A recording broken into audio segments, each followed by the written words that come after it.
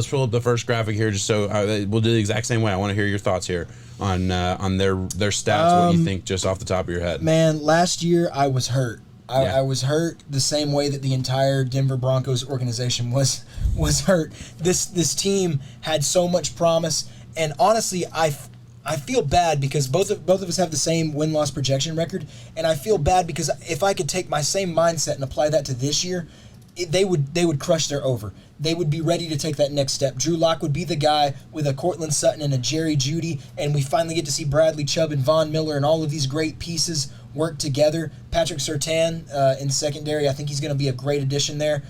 It is a good team. I'm worried about the offense, though. I don't believe in Drew Lock as much anymore. I'm not saying that I'm done on him, but I think that this is not your year, and you have two teams in your division who are competing for it to be their division and their year.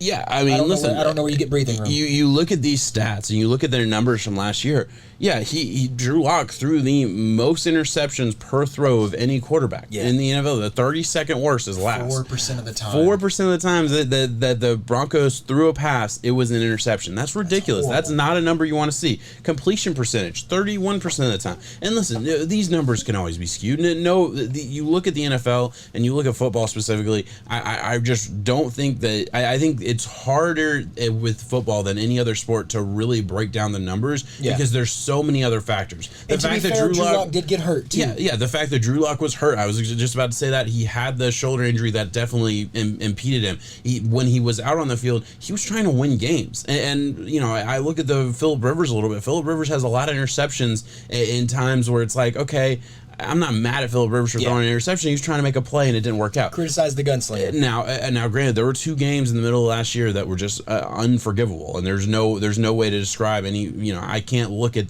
some of his interceptions and give you a reason why it happened, but I certainly can for others. But completion percentage, a lot of that can have to do with the fact that you're throwing it down the field, maybe more, and you're not getting those easy passes. But again, I'm creating excuses for a quarterback I still love, so I do apologize. I do think it was interesting. You know, opposing yards per rush. 29th in the league, so their defensive line was doing things. I mean, they did have pieces there. I know they only won 5 games, but they certainly showed up at times when I don't think anyone expected them to. Their defenses, I think, is better than people expect. Their defense is good. A stat that I really do think points to how smart a coach is, or how well coached a team is penalties per play, and how often does a team make mental mistakes.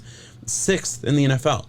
In penalties, so that's a really good stat, and that speaks to, like, I still really like their coaching staff. I still really like Vic Fangio and what he's doing, and I do believe, even though he is on the hot seat and he might not be here next year, and I don't know whether one way or the other if he is. Honestly, I don't know if we're exactly right and they win 7 games. Is that enough to keep his job?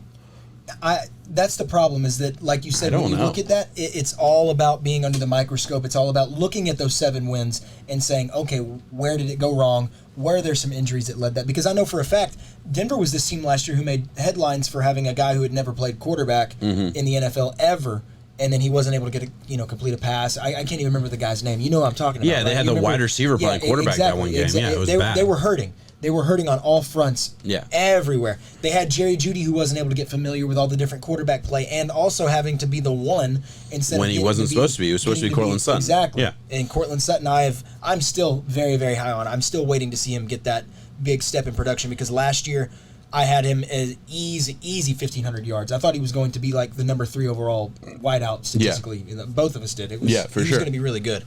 Let's see that happen this year. Let's see the defense do it. But Broncos fans or whoever this may reach out that you think that John and I might be a little low, just go look at the schedule, man. It's hard. It is a rough schedule. It's hard to piece it together. Yeah, especially when it's like, okay, we think the Chargers are going to be good. Obviously, Chiefs. Well, this team also lines up against the AFC North. Yeah. So you got the Ravens, Steelers, and Browns. Yeah, that's just tough when you think all of them are going to be good. Yeah, no, it really is tough, and I know I struggle with this, with kind of breaking it down and breaking their grades down. Yeah, 8.5 is a lot of wins this year. It really is for them. Looking at the biggest changes they made in the offseason, brought in a Kyle Fuller, brought in a Ronald Darby, and obviously drafted Patrick Surtain.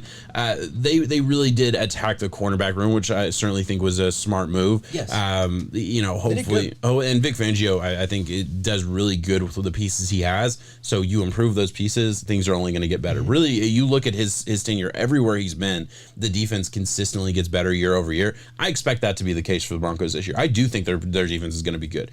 I have one question, and I hedged my bets in this, but like I genuinely could see them going double digits. Like I hate my projection for this team probably more than any other one that I'll have, because I still believe in Drew Lock, and I do expect him to have an upgraded year. That's what I was saying. But yes. You never know. They did trade for a Teddy Bridgewater to compete with Lock. There's a reason for that.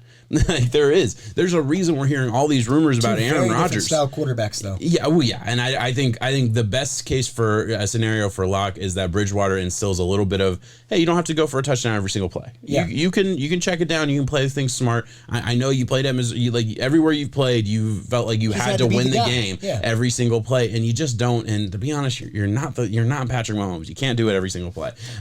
So I think that would be probably good for him. Bridgewater could maybe calm him down and be that like really good veteran leadership that Lock needs. I believe that's why they brought him in, even more than competing for him, even though that is that's what we're hearing, is that there's a competition, open competition. I just don't see any way Lock loses that. I think he's very clearly a more physically gifted player. Yeah.